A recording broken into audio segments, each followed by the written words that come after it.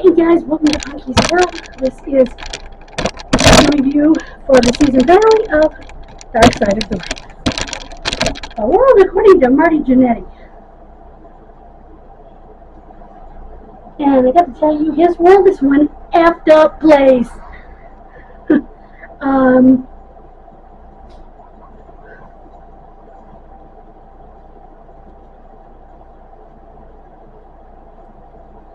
He's in a wheelchair because his ankle is basically mangled. He's already had one replaced, and he's got to have that one replaced, but right now he can't.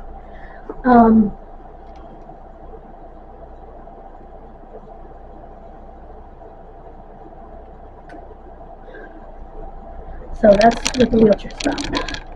The wheelchair or crutches. Okay, they talked about the Midnight Rockers and then the Rockers.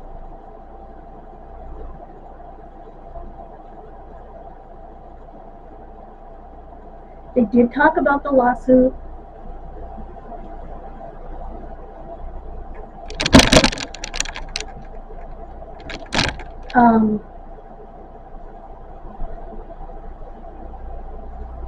Where they broke the guy's neck.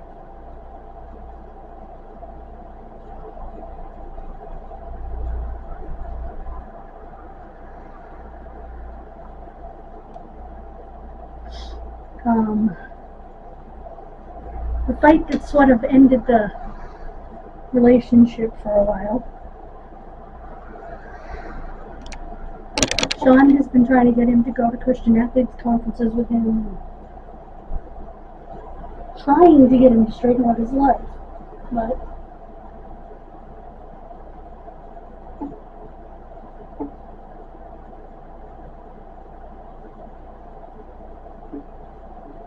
he did go to one with him, and he yeah, it didn't work out very well. Because after 3 weeks, Marty just didn't care.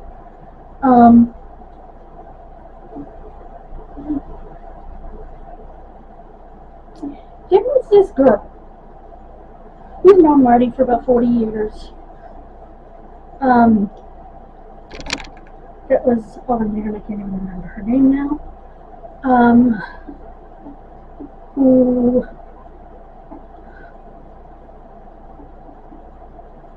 is what wrestlers call a ring rat, or a rat. Hangs around the boys and sleeps with the boys. That's what that is. Now, oh crap! I'm such an idiot.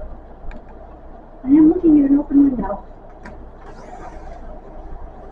What was it acting from? There. Anyway, as I was saying before I figured out that I was an idiot,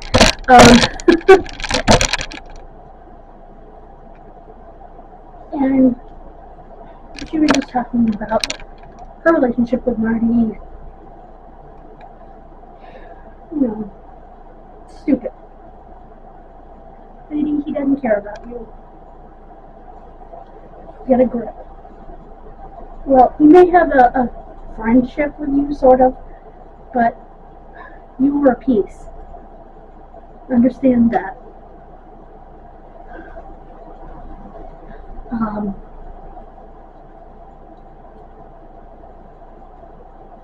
It's sad, you know. When I talked to Brutus Beefcake and his wife, who both know Marty quite well, and of course they split up on the barbershop.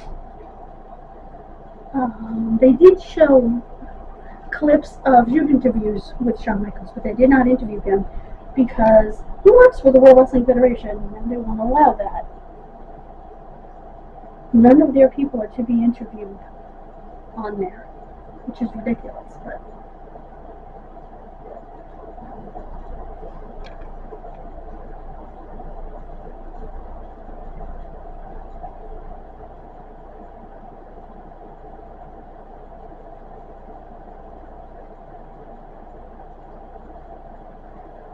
let's see.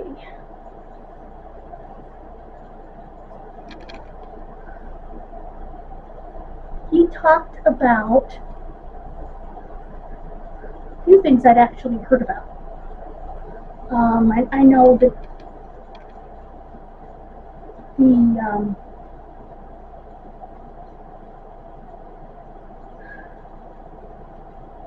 the girl said that Marty doesn't often tell the truth.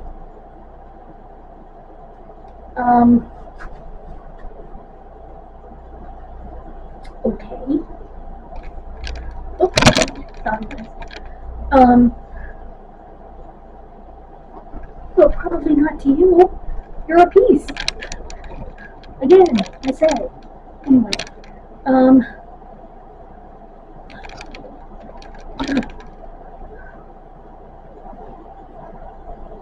they, actually talked about, you know, they touched on the drugs a little bit. They were very open about that. Mike Moran was there. He's one of the Texas hangmen.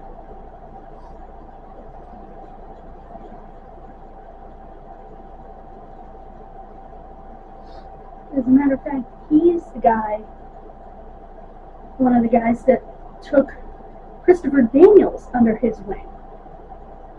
Christopher Daniels talked about that.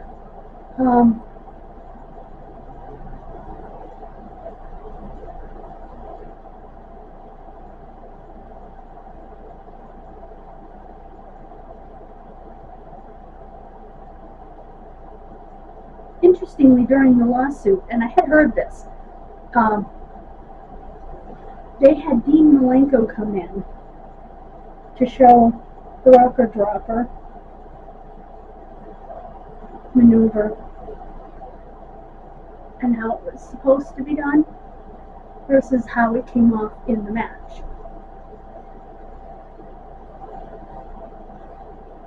You know, what Marty says and what the jobber says are two different things.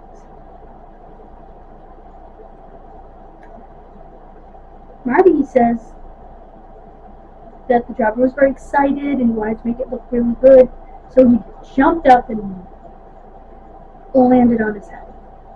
He did jump up, but I think he was expecting, if you look at it done in most cases, when Marty drops you, he's protecting you with his other leg. It's very subtle, but the protection is there. In this particular maneuver, he didn't protect the guy at all. Yes, the guy jumped, but Marty still should have been there. Marty was still a 20-year pro over a guy who was barely trained. So he should have been there, in my opinion. After watching the footage, Marty did not do it the way it was normally done on that occasion.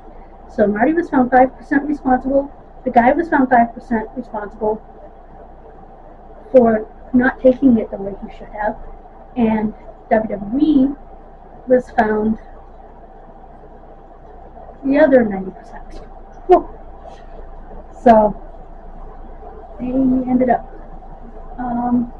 the initial judgment was $24 million, but they settled for 10. Sean wasn't found at fault at all because he wasn't involved in the actual maneuver. So.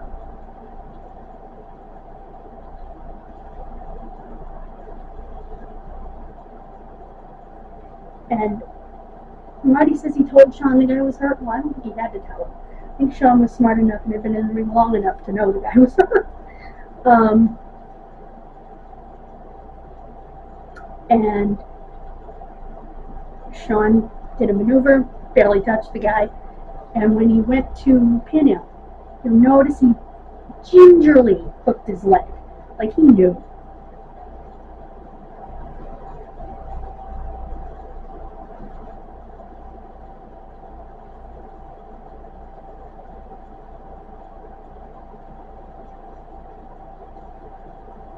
Wait, His name was Tom Curtis or something like that. He called the jobber.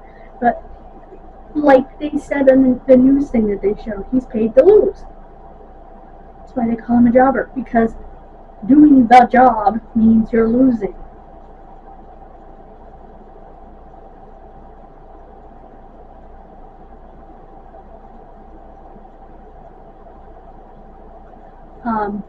That's where they get the name jobber, or what? Bobby Heaney used to call a ham and egger.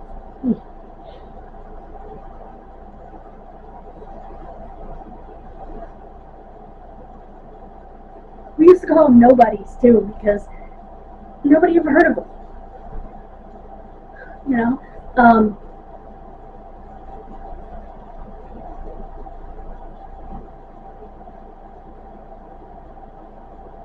You know, there are guys that started out their very early careers as job guys. Ric Flair, Roddy Piper. That ended up becoming household names, but that doesn't usually happen. I'm trying to think.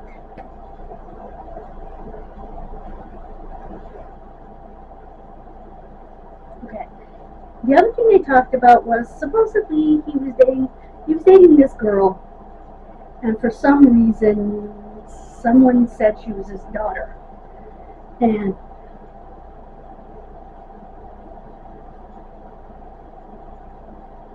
I remember the conversation on Facebook very well, because I remember reading about it,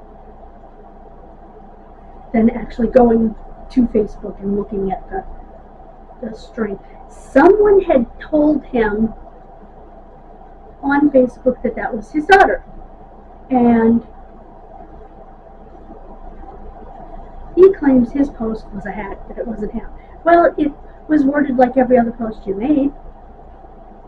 But if I remember correctly, someone told him this girl was his daughter. She was certainly young enough to be, and so supposedly they had a paternity test before they ever had sex. That's what he wrote on his Facebook. Now, I don't know what the hell was going on. I just know that rumor had it she was his daughter. Now, the big thing that they talked about. Oh, by the way, two of Marty's high school friends are brothers who are both orthopedic surgeons. One specializes in the shoulders, and one specializes in feet and ankles. So, those are his doctors. He's from Columbus, Georgia, by the way. He claimed that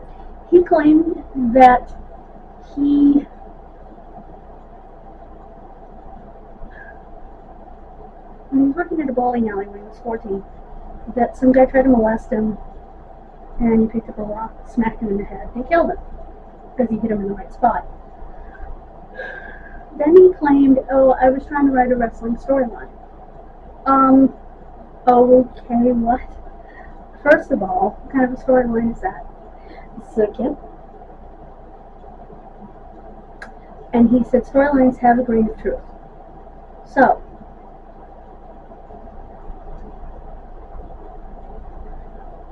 the guy did try to molest me, but I didn't kill him, blah, blah, blah. But over the years, he's told everyone that story. The Columbus, Georgia Police Department has not been able to match a missing persons report or John Doe to what he said. First he said he was thrown in the Chattahoochee River. Then he said he burnt the body. There would still be remains somewhere. So, if he wants to clear it up and says he didn't actually kill the guy, give the police the guy's name and let the police investigate and see if the guy is still alive. Easy enough way to get yourself out of boiling water. Just saying.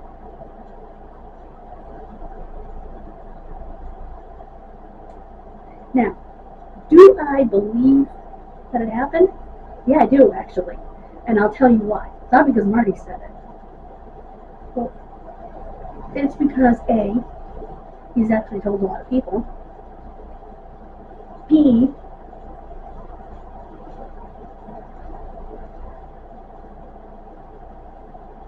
the story has been consistent down the line. C, there's way too many details for it not to be true. So there's a lot of credence to it.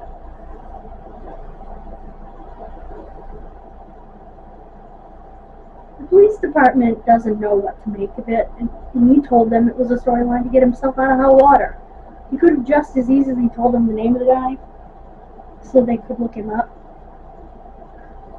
I'm sure he's in their system. He was a drug dealer. He was a pot dealer. I don't know if he dealt anything else. So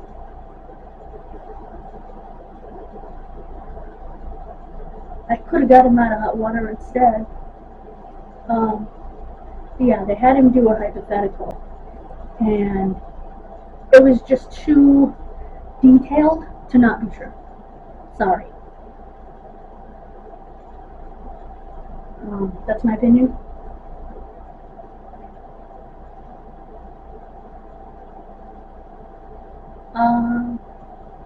What else?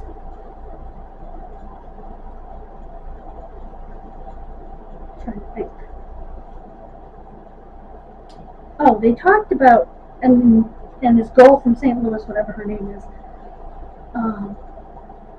talked about his relationship with Sean, and talked about how, in her opinion,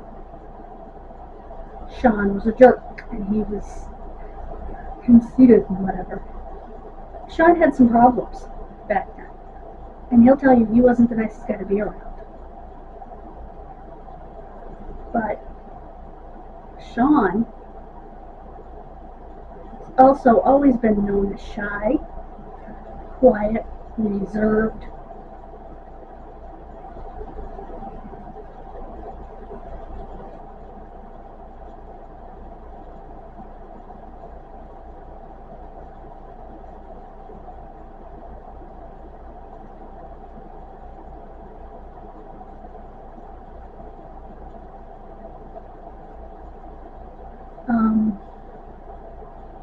Supposedly they have girls lined up outside their room. Well, Sean has always said he wasn't into sex for sex's sake.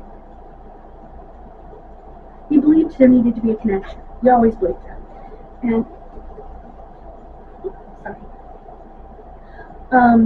so I find it hard to believe that there were girls lined up outside the door of Sean, because that just wasn't, even back then, who he was. He talked about the incident that got them fired the first time from the World Wrestling Federation, and that was Jimmy Jack Funk eating a glass, and Sean said, well, okay, I'll break the glass over my head. And from there things went crazy.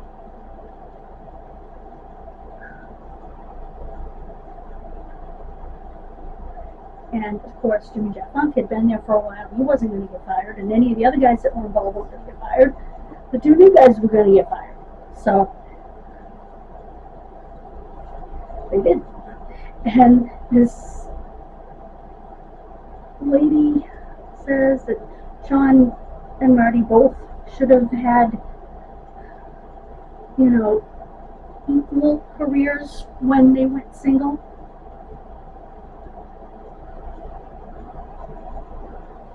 And Marty said that Vince didn't see the same thing in him that he saw in Sean. Well, yeah, you're a drunk and a drug addict. And don't get me wrong, Sean had his problems with pills. But,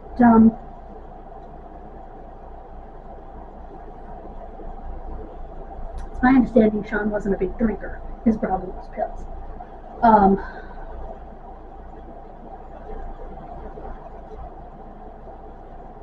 and I read Sean's autobiography. So I do know wherefrom I speak a little bit here. Sean was better than Marty. I'm not saying Marty wasn't a good athlete. I'm not saying that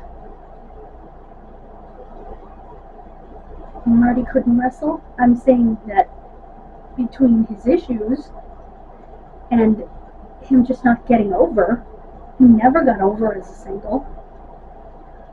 He just didn't have the charisma that Sean had.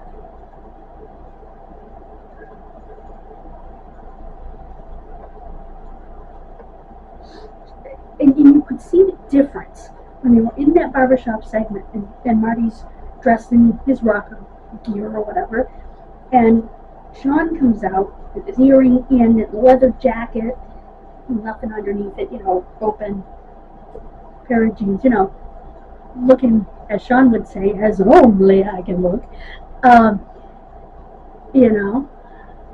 You just knew at that moment, as different as they looked from each other, that they were done. And I remembered at the time, holy crap, Sean looks hot. And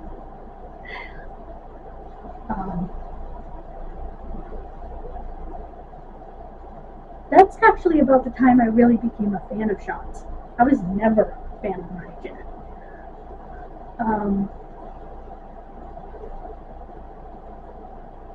I just wasn't. Even when they were the Rockers, Sean was the better promo.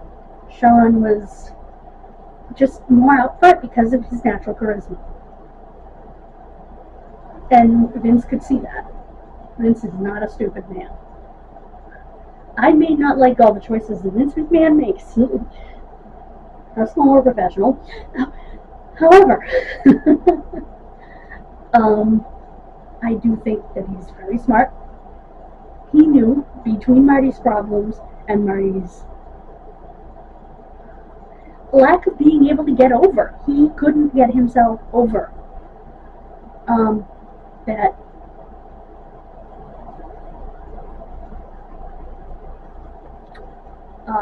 it just wasn't going to work. And he tried with Marty several times. I don't remember the Rocker reunion. Or maybe I do vaguely. Sean was wearing his Heartbreak Kid tights, and Marty was wearing the, rocker garb. And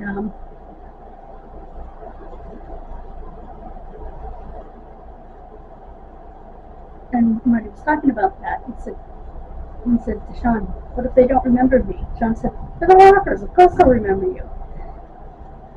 And he was so happy because they popped when they came out. Yeah, they weren't popping for you, Marty. They were popping for the combination, but they were mostly popping for Sean.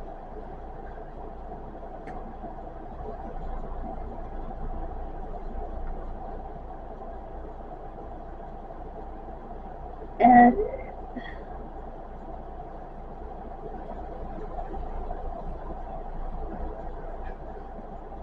Sean became a multi-time world champion.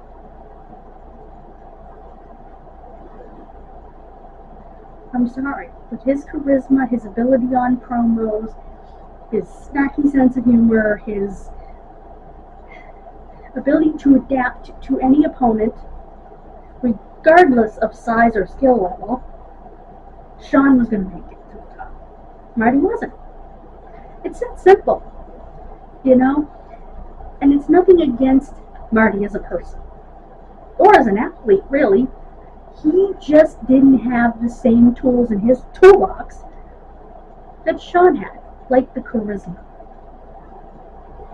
And he was telling the truth when he said that he was supposed to mentor Sean, because Sean talked about that.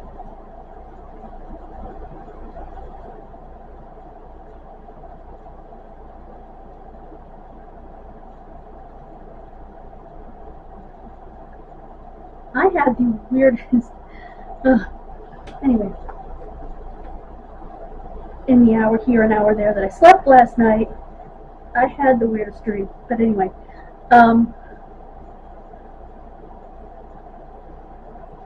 when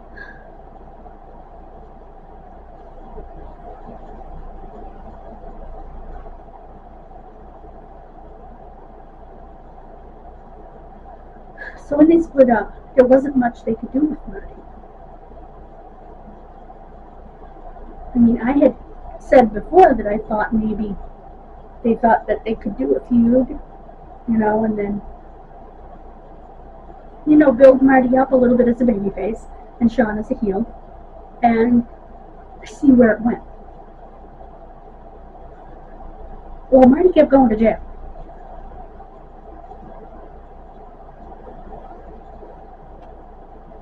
Not that Sean didn't have his problems, like I said.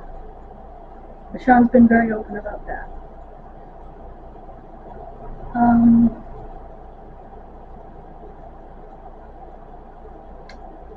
And I think that Triple H did the right thing under his leadership, having Shawn Michaels running NXT.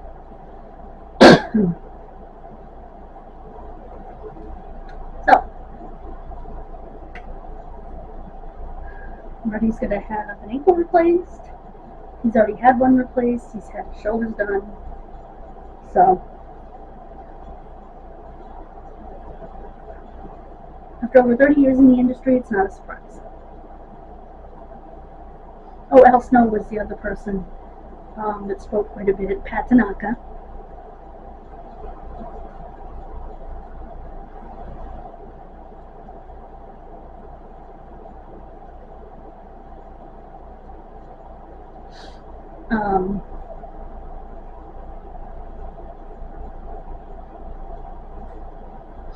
Al Snow was with him in the New Rockers.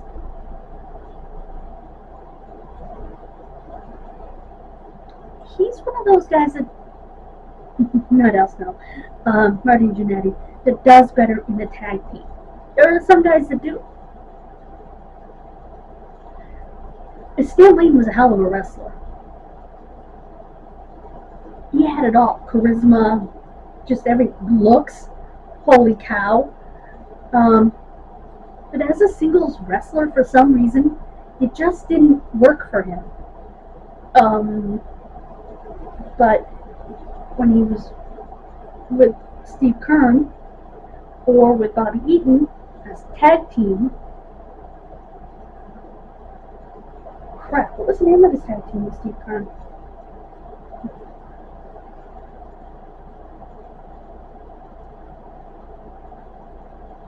I can't remember. Or in the Midnight Express, he excelled.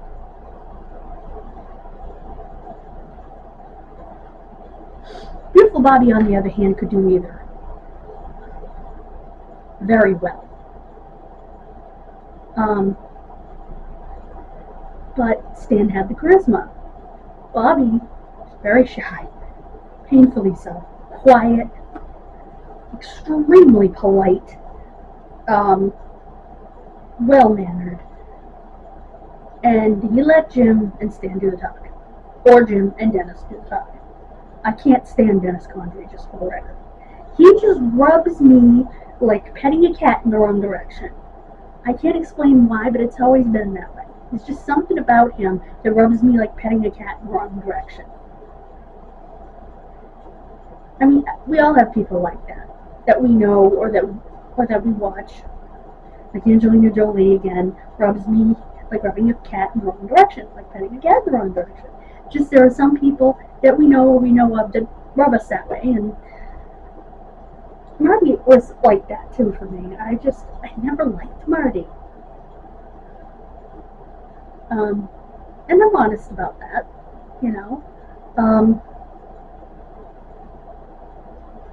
Sean wasn't much on my radar when he was in the Rockers either.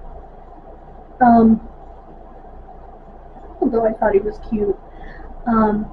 When he turned on Marty, I was like, holy cow.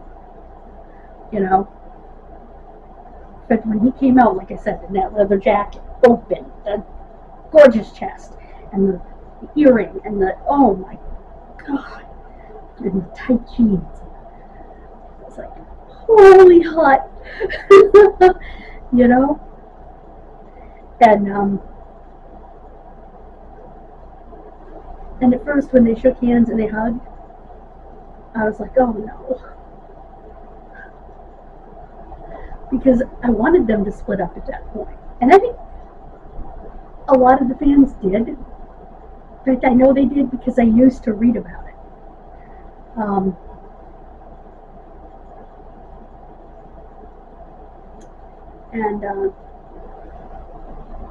And then he threw him to the ground. Yeah! You know? So, I think most fans, older fans that have been around a while, not kids, but fans that have been around the business a while, felt that way. You know? I think I was 18 when that happened. I think it was around 92. I believe I was 18. And the little kids, of course, like they're rockers. But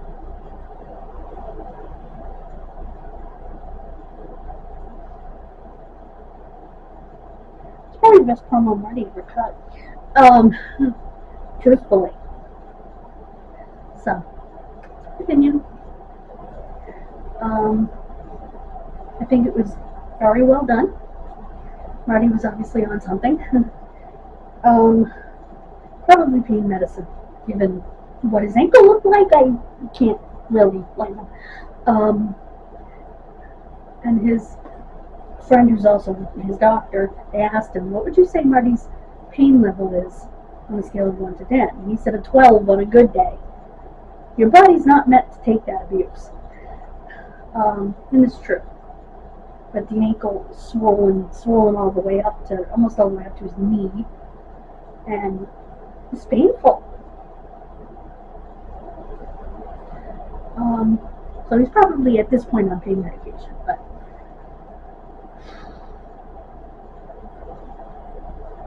Marty always sounded stoned.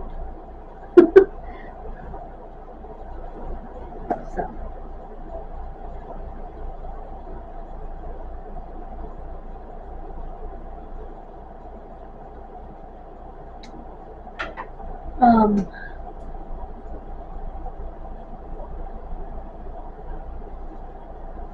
So those are my opinions, and my opinions alone. And I have talked for 32 minutes. Thank you for joining me, guys. God bless you. Please let me know in the comments what you think. And be nice to me and to Marty. He doesn't deserve disrespect. He is a human being.